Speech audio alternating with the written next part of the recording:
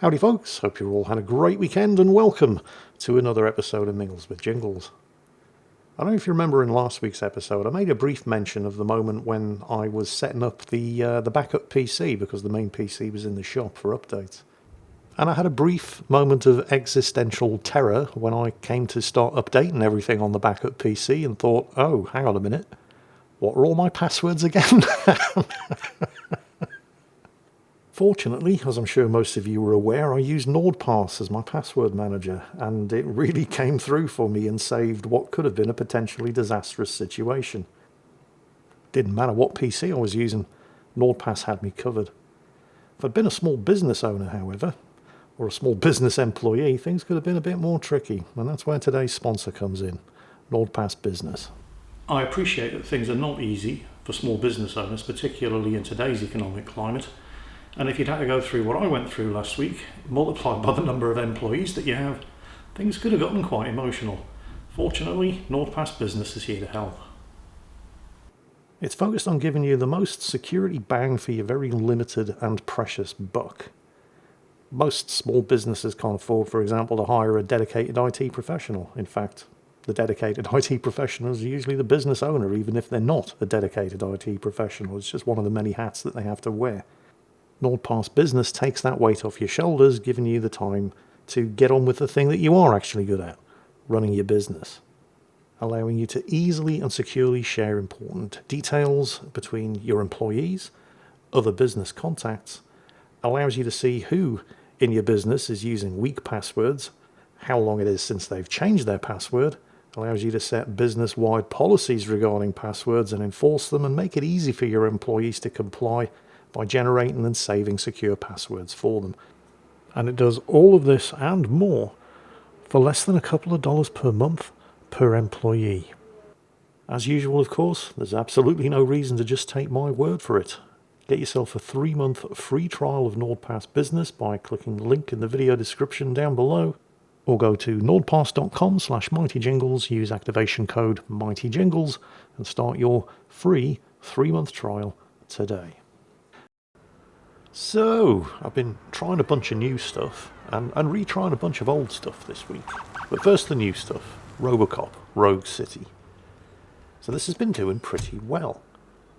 A couple of the early reviews, the video reviews that I watched on this game said, yeah, it's fine. I mean, nobody said it's a bad game, but nobody got particularly excited about it either, so I kind of passed. But then a couple of people whose opinions I respected said, you've got to try it, it's really good. It's very faithful to the spirit of the movie. So I thought, whatever, why not? And so here it is. Check out the reflections there. Oh, very nice, very current generation. And yet at the same time, there's just something about the graphics, and I can't quite put my finger on it.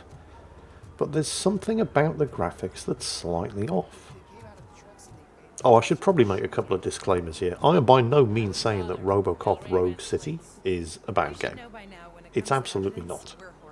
At the very least, it's fairly good. And it even rises to pretty damn great on certain occasions.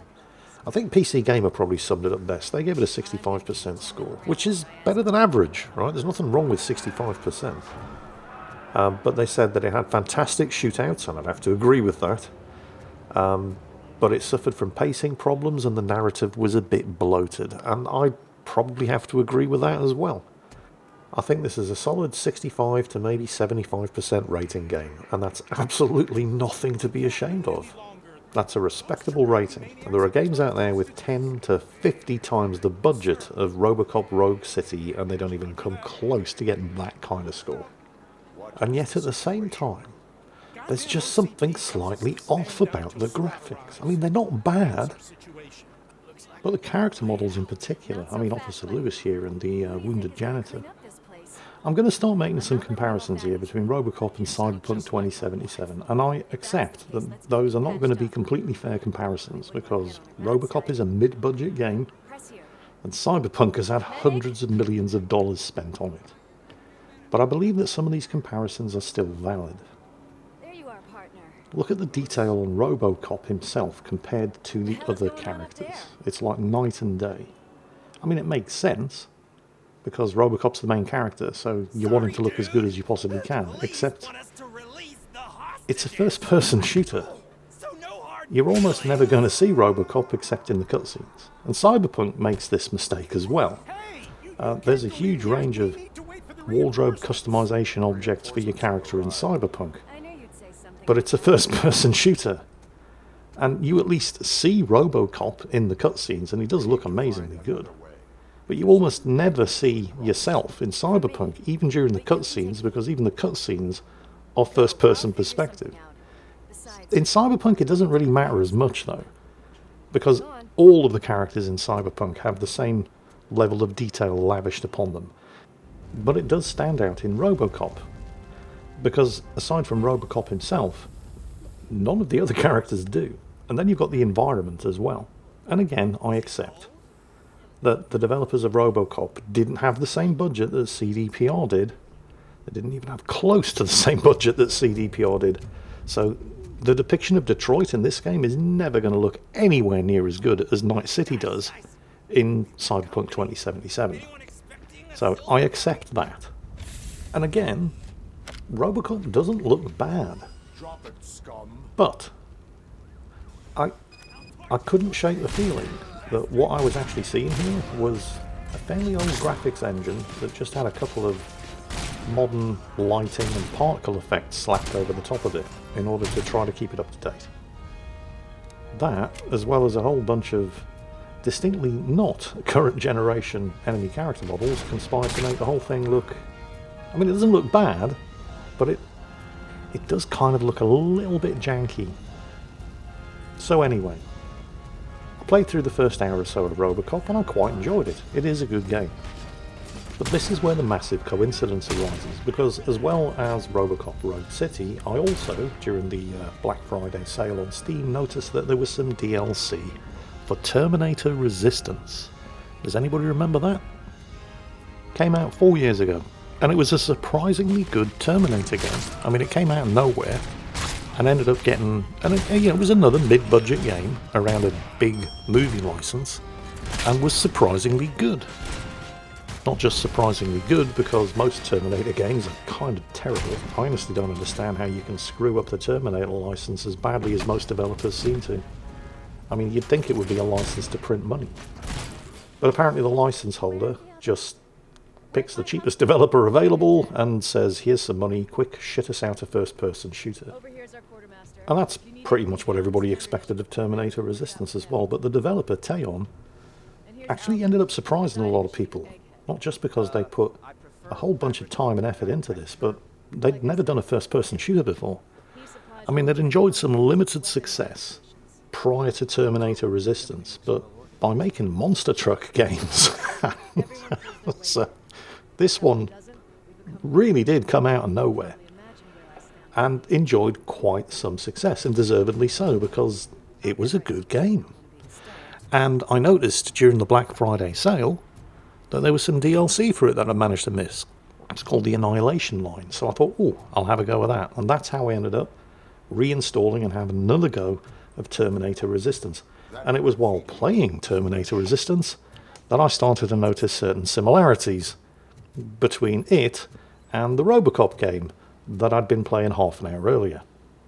Because while playing RoboCop, I couldn't shake the feeling, particularly when I was looking at the other character models, that what I was actually looking at was a fairly old graphics engine that was just taking advantage of some higher resolution textures and some fancy modern lighting and particle effects. Because RoboCop Road City is a fairly old graphics engine that's just taken advantage of some higher resolution textures and some fancy modern particle and lighting effects. This game and this game, Terminator Resistance, were both developed by Teon. They're using the same graphics engine in RoboCop as they were in Terminator Resistance, just with some higher resolution textures and some fancy modern lighting and particle effects.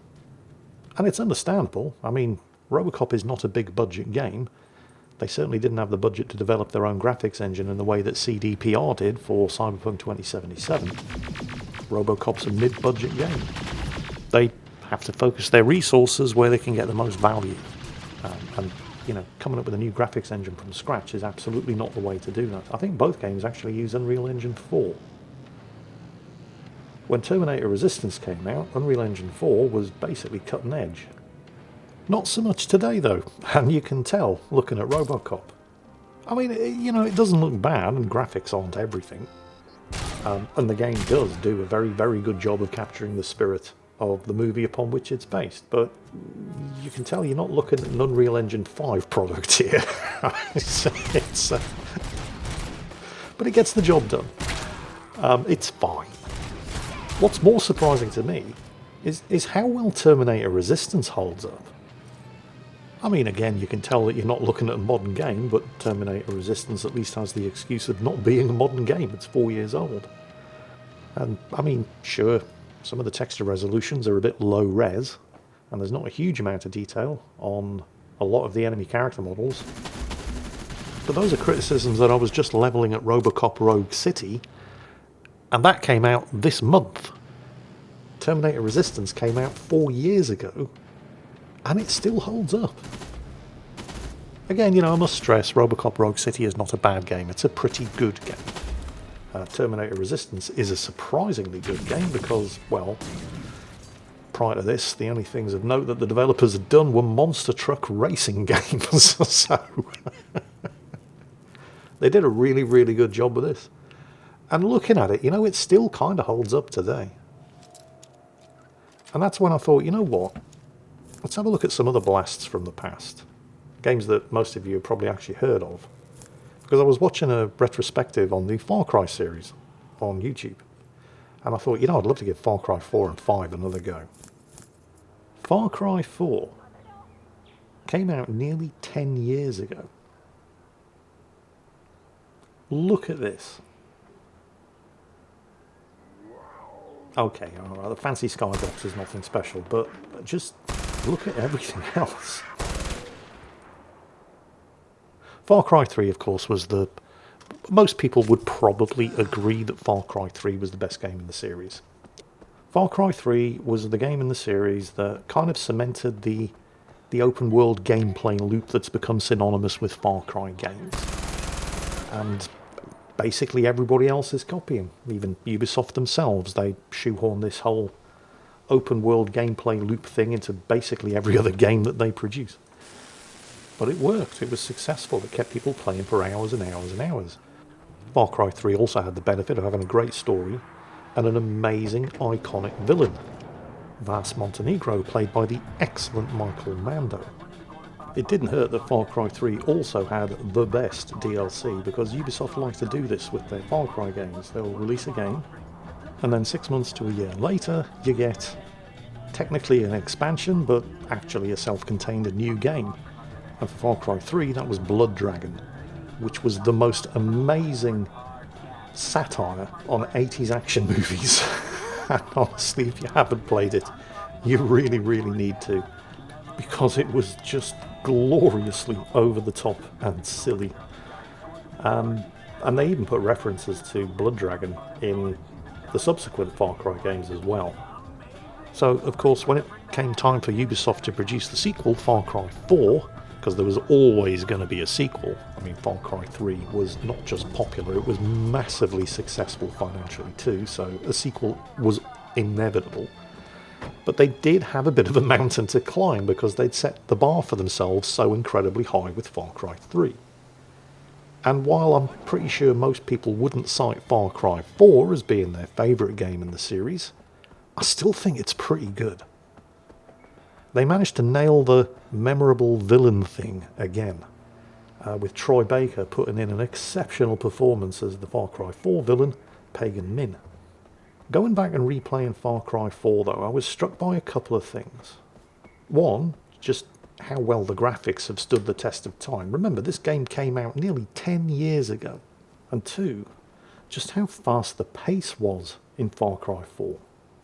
I mean, I remember Far Cry 3 being busy, but Far Cry 4 is relentless. I mean, the nature of these games has always been just overload the player with stuff to do. Give the player so many choices for what to do next, whether that's advancing the main story, doing the side quests, doing hunting, gathering, fishing, and constantly keep the pressure on with enemy patrols. And in Far Cry 4, it's like they turned that up to 11. It's next to impossible in this game to get from point A to point B without constant interruptions. You could say to yourself, all right, I'm going to go and do this mission, and it's like 600 meters away. And it would take you an hour to get there, just because of all of the things that happen along the way. And I liked Far Cry 4, and I still do. But going back and playing it again, I can't help but feel that they kind of overdid it a little bit. Because my chief complaint with these Ubisoft open world games has always been that a lot of it just feels like busy work. You're doing things just for the sake of doing them. Not because you actually want to, just because they're there and they need doing. And at the end of one of these marathon 6-hour gaming sessions where you think, holy shit, look at the time, I've been playing this game all day. The next day, you never really wanted to go back in and play it again. I mean, the story in Far Cry 4 was all right. The villain was memorable. But after a Far Cry 4 play session, it was kind of tiring with all of the extraneous stuff that just got in the way. The day after playing Far Cry 4, I never really felt compelled to load up my save and continue to see where the story went, because the story in Far Cry 4, while it wasn't bad, it didn't really drive the gameplay.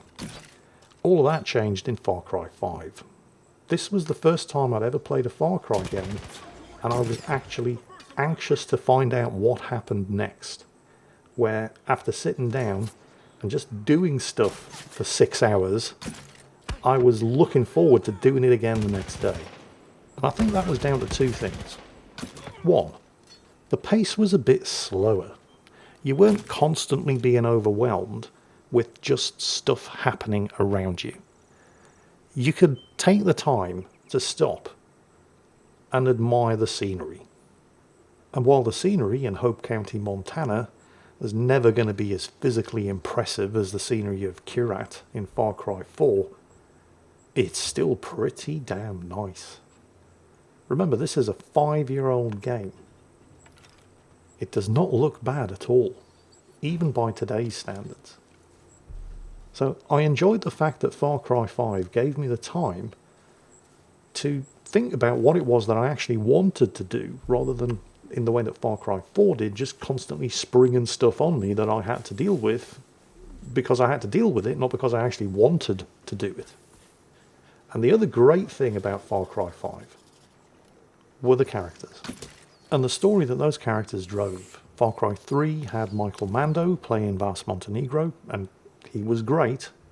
Far Cry 4 had Pagan Min, played by Troy Baker, and he also did an exceptional job. I mean, I still think, unpopular opinion though it may be, that Pagan Min is one of the best video game villains that has ever been. He's right up there with Michael Mando's Vas Montenegro. But they took it to another level in Far Cry 5, not just with one, but with 4 memorable villains. The Seed family: Joseph, John, Jacob, and Faith. Each one of them had a storyline that was as good, if not better, than anything that had been in a previous Far Cry game. And this time around, there were 4 of them. It wasn't perfect. I mean, it could get a bit forced at times, where the game, as you reach certain progression points through liberating the various different areas of Hope County, where the game would just decide whether you liked it or not, that it was time for you to have an encounter with one of the chief villains. And it would sort of contrive a situation where there was nothing you could do. You were going to have that encounter in order for the story to play out. I mean, it wasn't perfect, but it was still pretty damn good.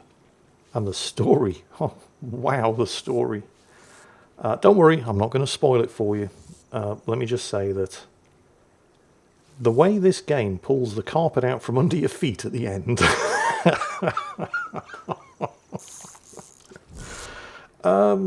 Yeah. And it was a quite brave move from Ubisoft, because, I mean, this game doesn't give you a storybook happy ending, no matter what you choose.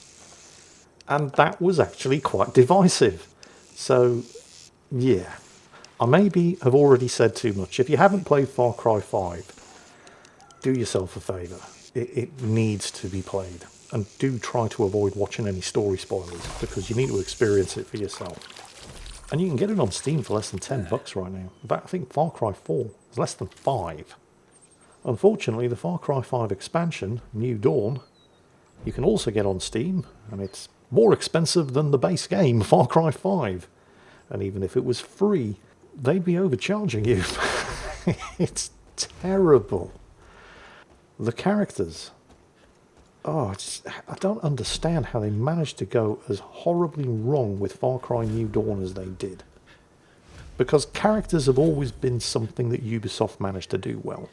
Vas Montenegro, Pagan Min, Joseph Seed, John Seed, Jacob Seed, and Faith Seed. In all of the games prior to the New Dawn expansion for Far Cry 5, the characters were the thing that drove the games. They've always had the most memorable villains. Well, the villains in Far Cry New Dawn are memorable as well, but not for good reasons. They are just the most annoying, petulant, childish, badly written, badly acted.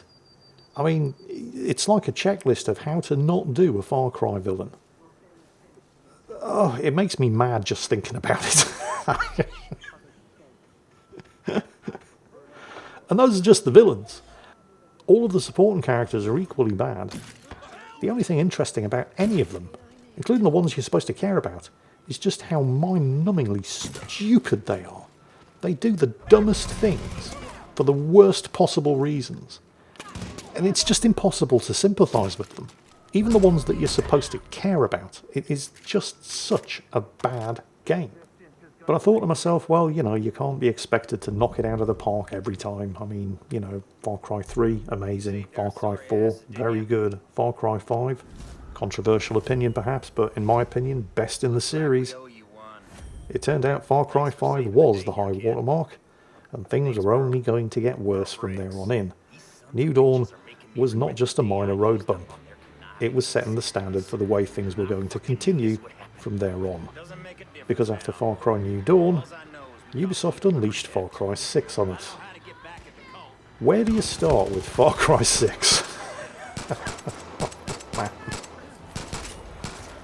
Take everything that was bad about Far Cry New Dawn and turn it up to 11, and you get Far Cry 6.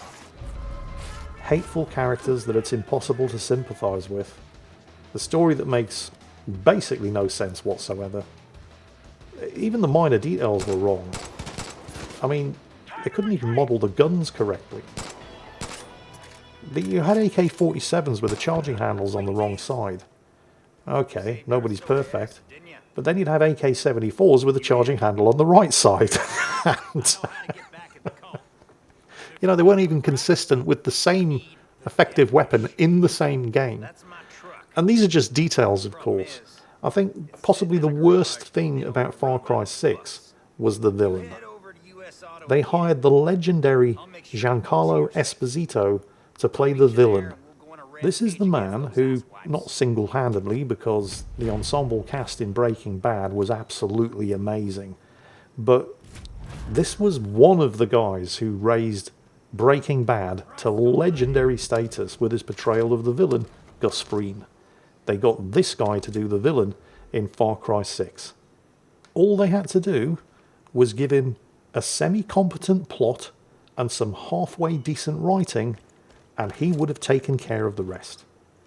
And they still managed to screw it up. I mean, it was so unmemorable, I literally can't even remember the name of the character he was playing.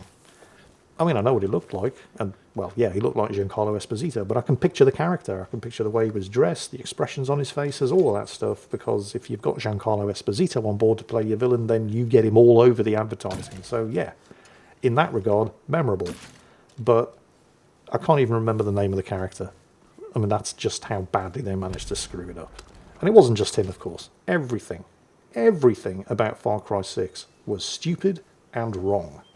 They tried to do the same thing that they did in Far Cry 5 by having, you know, the main leader, Giancarlo Esposito's character in Far Cry 6, and Joseph Seed in Far Cry 5, kind of in this heavily defended central area, and then having different regions around it controlled by sub-leaders. In the case of Far Cry 5, the other members of the Seed family, John, Jacob and Faith. In Far Cry 6, some people, I can't remember, they were that forgettable. Because they weren't characters, they were just caricatures. They were cardboard cutouts, one-dimensional. I mean, I can remember one area had some greedy capitalist industrialist. I think he was Canadian for some reason. Another area had a... it's kind of telling that the only thing I can remember about this character was that she was an overweight trans woman who was the Admiral of the Yaren Navy. And that's the only thing I can remember. I can't remember the name, obviously. But her only characteristics were that she was an overweight trans woman in charge of the Yaren Navy. Other than that, she had no personality whatsoever. And I can't even remember who the third one was. I mean, that's just unforgivable. In a game series that's driven by the memorability of its villains, I can't even remember who one of the villains was in Far Cry 6. And I still, even though I've now had time to think of it, still can't remember the name of the main villain in Far Cry 6. I mean, there are fundamental problems with your writing, if that's the case. I mean, Far Cry 3. The game's 11 years old. Vas Montenegro, played by Michael Mando. Far Cry 4. The game's 9 years old. Pagan Min, played by Troy Baker. Far Cry 5. I don't actually know the names of the voice actors who played the chief villains in Far Cry 5, because they didn't go with big name voice actors, but I can remember everything about the characters they played. John, Jacob, Joseph and Faith. I can remember every nuance of every scene they appeared in because it was done that well. Far Cry 6, some guy from Breaking Bad.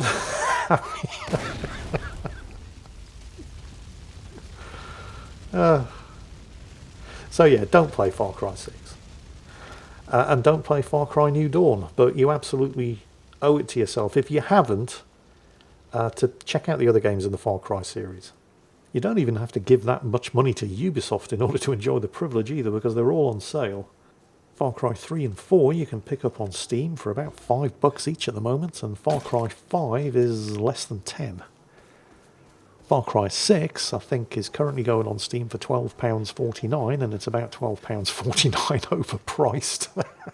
In fact, they should have to pay you to play Far Cry 6, and it would still be overpriced. The surprising and actually kind of sad thing about Far Cry 6 is that if you have a look at it on Steam, it's got nearly 13,000 reviews, and they're mostly positive. Wow. People are very, very easily pleased these days. I mean, the Far Cry 5, 4 and 3 reviews are all very positive, but mostly positive for Far Cry 6? Wow. Well, if you haven't watched my video series on Far Cry 6, you don't actually know what to expect, and if I haven't convinced you in this episode of Mingles with Jingles, then by all means, because it is on sale, it will only cost you, well, here in the UK, £12.49. So go ahead. It is not expensive, but don't say I didn't warn you. It is your money. Spend it wisely. In the meantime, I'm off to continue playing the last good game in the Far Cry series, Far Cry 5. I've just liberated Hope Valley from the clutches of John Seed, and I'm moving up into the Whitetail Mountains to get to work on Jacob. And I'm loving every minute of it. It is every bit as good as I remember. Oh, I'm also replaying Aliens Dark Descent, because they've just released a sort of New Game Plus patch for it, where you get to replay the story from the beginning, although skipping the tutorials, but you keep your rank 10 Marines and can rank them up to rank 15 instead, so I'm having all kinds of fun with that too. So that and Far Cry 5 are what I'm replaying at the moment, and I hope whatever you're playing, you're at least enjoying it, even if it is Far Cry 6. Shame on you. Seriously, I don't care. If you're enjoying it, good for you. Somebody has to. And on that bombshell, that's it for today. I hope you've all had a fantastic weekend, and I hope I've given you something to think about, and maybe go back and replay in today's episode of Mingles with Jingles. As always, take care, and I'll catch you next time.